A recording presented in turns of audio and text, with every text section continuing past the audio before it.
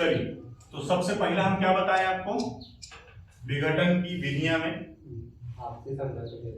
आपसी समझौते के द्वारा जब साझेदारों को ऐसा लग रहा है कि अब बिजनेस बंद कर देना चाहिए, बिजनेस चलाने का कोई फायदा नहीं है, या कोई झगड़ा बार बार हो रहा हो, तो उस सिचुएशन में साझेदार आपसी सहमति के द्वारा बिजनेस को बंद कर दे सकता है। दूसरा, आकस्मिक घटना के घटित होने पर। क्या मतलब हुआ कि अचानक कोई ऐसा घटना घट गया जिससे अब साझेदारी चलाना संभव नहीं है। अब 4 को पार्टनर था, चारों कहीं कार से जा रहा था, कार पलट के सामने पड़ गया, बिजनेस पर चल सकता है? नहीं चल सकता है।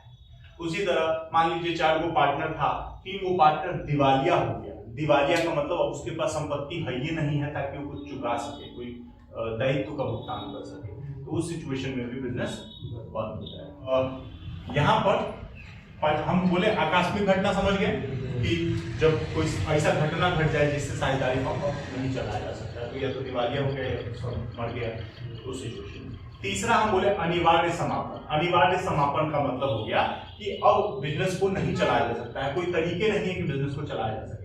मान लीजिए जैसे बिहार में कुछ दिन पहले क्या हुआ, शराबबंदी हुआ था, सबको पता है। तो बिहार में पूरी तरह से शराब का निर्माण, उसका वो सब कुछ बंद है। तो कोई पार्टनरशिप बिजनेस में अगर मान लीजिए इससे रिलेटेड कोई बिजनेस चला रहा होता तो क्या चला पाता? बंद हो जाता बिजनेस, ऑब्वियसली वो नहीं चला सकता है बिहार में, तो इसको भी अनिवार्य समापन, ठीक है। उसके बाद चौथा क्या है, ऐच्छिक समापन है, यानी कि अगर ऐच्छिक साझेदारी ऐच्छिक हो तो सूचना के द्वारा समापन किया जा सकता है। तो ऐच्छिक समापन एक कॉन्सेप्ट होता है जिसमें आप मनमर्जी से स्टार्ट होता है, मनमर्जी से खत्म होता है, तो उसमें सिर्फ सूचना देकर भी आप साझेदारी समाप्त कर सकते हैं।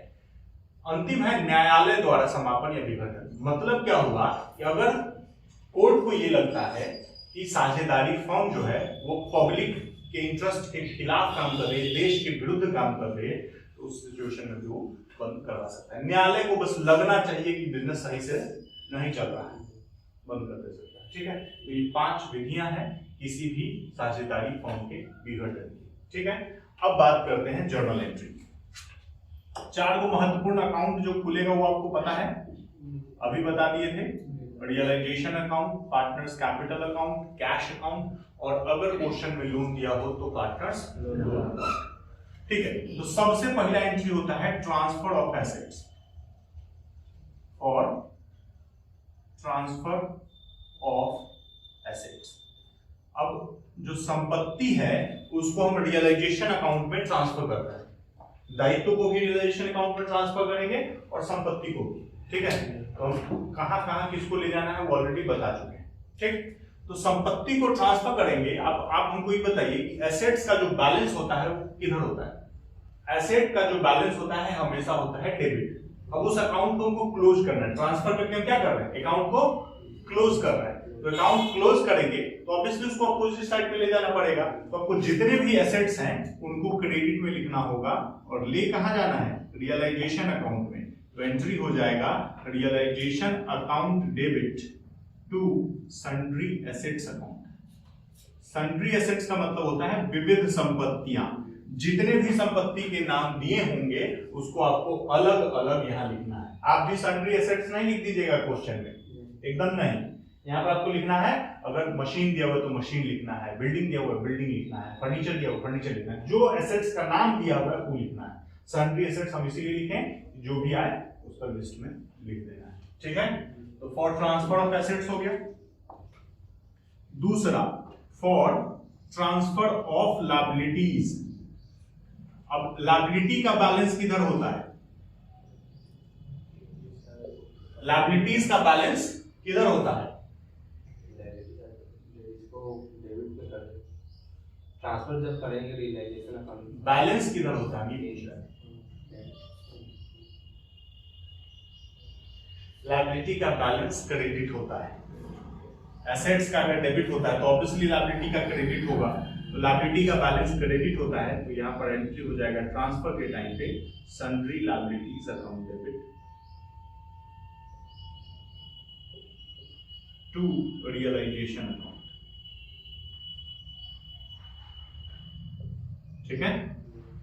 अब इसके बाद इसके अलावा कुछ प्रोविजंस होते हैं, कुछ फंड होते हैं, आपने देखा होगा कुछ प्रोविजन या फंड होते हैं जो बैलेंस शीट में दिए होते हैं, जो एसेट से रिलेटेड होते हैं।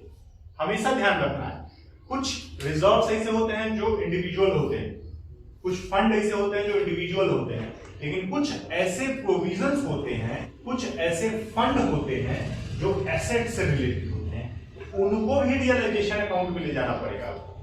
ठीक है, जैसे यहां पर दिया हुआ है प्रोविजन और fund transferred to realisation account. कौन कौन से प्रोविजन हो सकते हैं? तो आप provision for bad and doubtful debts याद होगा आपको, क्या होता है provision for doubtful debts? Sundry debtors में से घटाकर दिखाते हैं। बहुत बढ़िया, ठीक है, सन्ड्री डेटर्स में से घटाकर दिखाते हैं। तो आपको जो डेटर्स अगर लिखना होगा एसेट्स में, ठीक है, तो डेटर्स आपको फुल अमाउंट पे लिखना होगा। जैसे मान लीजिए 20,000 का डेटर्स दिया हुआ बैलेंस शीट में और उसमें से 2,000 का डाउटफुल डेट्स घटाकर 18,000 अमाउंट में लिखा हुआ है, तो आपको यहाँ पर 20,000 लिखना होगा और वो जो 2,000 है वो यहां पर जाएगा। प्रोविजन फॉर डाउटफुल डेट्स, या उसी तरह से अगर प्रोविजन फॉर डेप्रिसिएशन हो, प्रोविजन फॉर डेप्रिसिएशन दिया हो, या आपको इन्वेस्टमेंट फ्लक्चुएशन फंड दिया हो, एसेट साइड में इन्वेस्टमेंट दिया हो और लायबिलिटी साइड में इन्वेस्टमेंट फ्लक्चुएशन फंड दिया हो, वो भी यहीं पे ट्रांसफर हो जाएगा। तो ये जितनी भी चीजें हैं वो सब रियलाइजेशन में चले जाएंगे। जो भी प्रोविजन या फंड है एसेट से रिलेटेड, वो सब रियलाइजेशन में चले जाएंगे। तो ये तो है ट्रांसफर का। ठीक, अभी कुछ और आइटम्स बचे हुए हैं, जैसे पार्टनर्स लोन को लोन अकाउंट में ट्रांसफर करते हैं। तो अकाउंट सेम है, पार्टनर्स लोन बैलेंस शीट में भी उसी नाम से है और अकाउंट भी उसी नाम से खुला हुआ है ना। तो ये ट्रांसफर वास्तविक में हो नहीं रहा है, यहाँ पर बैलेंस लिख देंगे, टू बैलेंस बीडी या बाय बैलेंस बीडी, ठीक है, ओपनिंग बैलेंस के तौर पर लिखेंगे। तो जब अकाउंट भी सेम नाम से खुला हुआ है और बैलेंस जो दिया हुआ है बैलेंस शीट में वो भी सेम नाम से है, तो आपको ट्रांसफर एंट्री करने की जरूरत नहीं है। जैसे कैश को कैश अकाउंट में लिखेंगे तो उसके लिए किसी एंट्री का जरूरत नहीं है, कैपिटल को कैपिटल अकाउंट में लिखेंगे तो उसके लिए किसी भी ट्रांसफर एंट्री का जरूरत नहीं है। एंट्री का जरूरत कहां पड़ेगा? जब नाम अलग अलग हो, आइटम नाम अलग हो और अकाउंट का नाम अलग हो। जिस आइटम को ट्रांसफर कर रहे हैं उसका नाम अलग हो और अकाउंट का नाम अलग हो। जैसे एसेट्स है, एसेट्स अलग अलग नाम होता है, मशीन है, बिल्डिंग है, फर्नीचर है। जब नाम एक ही हो तो आपको ट्रांसफर एंट्री करने का जरूरत नहीं है। एसेट्स में नाम क्या होता है? मशीन होता है, बिल्डिंग होता है ना। तो इसीलिए जब उसको रियलाइजेशन में ट्रांसफर करते हैं तो ट्रांसफर का एंट्री करना पड़ता है। रिजर्व को ट्रांसफर करेंगे तो क्या रिजर्व अकाउंट में जा रहा है? रिजर्व जाता है पार्टनर्स कैपिटल में। तो क्या आइटम का नाम और अकाउंट का नाम सेम है? तो ट्रांसफर एंट्री करेंगे या नहीं करेंगे? करेंगे, अलग अलग नाम है इसीलिए करेंगे। तो जो चौथा एंट्री होगा वो रिजर्व का होगा, रिजर्व ट्रांसफर होगा पार्टनर्स कैपिटल में। तो या तो रिजर्व दिया रहेगा या प्रॉफिट एंड लॉस का बैलेंस दिया रहेगा, account debit to partners capital. अच्छा, ये जो रिजर्व ट्रांसफर होते हैं किस रेशियो में बढ़ते हैं? इसमें ओल्ड प्रेजेंट का कोई चक्कर है नहीं कि वो रेशियो बढ़ जाएगा, है ना, जनरली ओल्ड रेशियो में बढ़ता है। ठीक है, उसके बाद पांचवा एंट्री, लोन को ट्रांसफर करने का तो कोई एंट्री होगा नहीं। अब ये जो जितना भी रियलाइजेशन है हो रहा है, प्रोसेस है, रिजोल्यूशन का सारा काम जो कर रहा है उसमें बहुत सारा खर्चा भी होता है ना। भाड़ा का खर्चा हो सकता है, एसेट को ले जाने का खर्चा हो सकता है, कमीशन हो सकता है। तो सब खर्चा को इकट्ठा एक नाम दिया गया है, रिजोल्यूशन एक्सपेंसेस या रियलाइजेशन एक्सपेंसेस। तो अगर रियलाइजेशन एक्सपेंसेस क्वेश्चन में दिया रहेगा तो उसका एंट्री होगा realisation account debit to cash या बैंक अकाउंट। ठीक है, कैश या बैंक अकाउंट। यहाँ पे कोई नया अकाउंट आपको नहीं खोलना है, आपको अलग से नहीं लिखना है कि डिसोल्यूशन एक्सपेंसेस, और अगर खोलना भी है अकाउंट तो उसको तुरंत बंद भी कर देना है। काहे कि बिजनेस आगे चलने वाला नहीं है कि कोई अकाउंट हम ओपन रखें, जितना भी अकाउंट है सब को क्लोज कर देना है ना।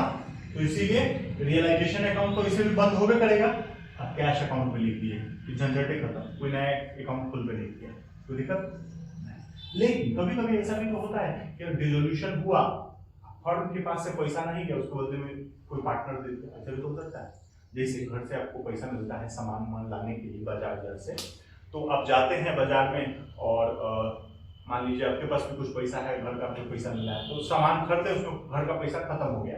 अब छोटा मोटा कुछ सामान है तो क्या अपना पॉकेट से नहीं दे देते हैं? दे देते हैं, अगर है तो ऑब्वियसली दे देंगे। उसी तरह पार्टनर्स भी कभी कभी फर्म के बदले में खर्च का भुगतान कर देगा, तो उस सिचुएशन में पार्टनर को पैसा तो वापस करना पड़ेगा। आप भी घर जाते हैं तो कहते हैं हमारा पैसा खर्चा हो गया, ले लेते हैं ना घर से। तो उस सिचुएशन है यहाँ पर कि पार्टनर का पैसा खर्चा हो गया तो पार्टनर भी पैसा वापस